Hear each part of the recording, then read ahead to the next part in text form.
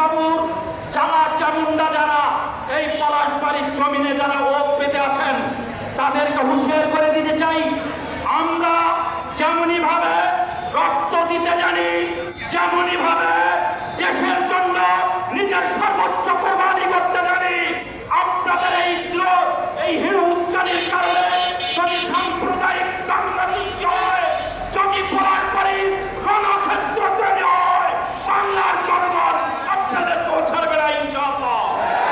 তাই সকল শ্রেণীর সাংবাদিক, পেশাজীবী, বুদ্ধিজীবী মিডিয়ার ভাইদেরকে বলবো, আপনারা বাংলাদেশকে নিয়ে ভাবুন। আমার দেশ, আপনার দেশ, আমাদের মাতৃভূমি বাংলাদেশ। যেই বাংলাদেশকে নিয়ে আজকে ধর্মের আড়ালে যেই মন্দির আজকে বাস্তবায়ন করা হচ্ছে, আপনারা যারা পরিদর্শন করেছেন দেখেছেন, ধর্মীয় উপাসনালয়ে সেখানে ধর্মের কার্যক্রম করবে, সেখানে কোনো গোপন কামনা থাকতে পারে না, যেখানে কোনো বৈঠকখানা থাকতে পারে না, যেখানে কোনো গোপন আস্তানা থাকতে পারে না। আমরা এখান থেকে মানতে চাই, অবশ্যই এটা শুধু মন্দির নয়, এইটা ভারতের একটি মিনি ক্যান্টনমেন্ট হিসাবে তৈরি করা হচ্ছে, বলেন ঠিক কিনা?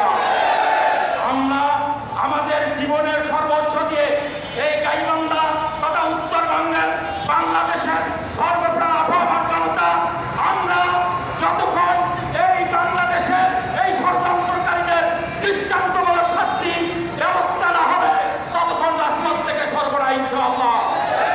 আমরা আজকের এই সমাবেশ থেকে সাংবাদিক ভাই এবং প্রশাসনের ভাইদেরকে ধন্যবাদ জানিয়েছি। আপনারা তাকে গ্রেফতার করেছেন, লক্ষ লক্ষ কোটি কোটি টাকা বাংলাদেশ থেকে পাচার করেছে। আপনারা গোয়েন্দা সংস্থার মাধ্যমে আবারও ওখানে তদন্ত দেখেন, ওখানে গোপনে আমরা ইতিপূর্বে বিভিন্ন মিডিয়াতে পেয়েছি বাংলাদেশের যে র এজেন্টদেরকে অ্যারেস্ট করা হয়েছে তার সঙ্গে তার সুখ্যাতি ছিল। আমরা আপনাদেরকে উত্তাপ আহ্বান রাখবো, এই দেশ দুই, এই রাষ্ট্রবিরোধী এই রাম মন্দির যেখান থেকে আপনার আমার বাংলাদেশ দিয়ে ষড়যন্ত্র করা হবে, আপনারা সেই জায়গায় ব্যবস্থা করুন। দ্রুত ওই রাম মূর্তি অপসারণ করুন। খোলা আকাশের নিচে যত বড় বড় রাম মূর্তি আছে সমস্ত মূর্তিগুলোকে অপসারণের ব্যবস্থা করুন।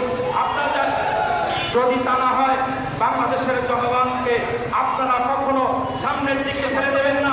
বাংলাদেশের জনগণ সম্প্রীতি বসবাস করতে চায়, বাংলাদেশের জনগণ শান্তিতে আন্দোলন সংগ্রাম করতে চায়। আমাদেরকে কখনো সামনে ফেলে দেবেন না। যদি ফেলে দেন, মনে করতে হবে আমাদের হয়তো জীবন যাবে, নয়তো বাংলাদেশের জমিন থেকে, এই পলাশবাড়ির জমিন থেকে ওই হরিদাসের মতো এই বাংলাদেশ প্রতারক, এই বাংলার কারিগরকারী এই প্রতারককে বাংলাদেশ থেকে উৎখাত করেই ছাড়বে ইনশাআল্লাহ। আমার তৌফিক ইল্লা বিল্লাহ। আসসালামু আলাইকুম ওয়া রাহমাতুল্লাহ।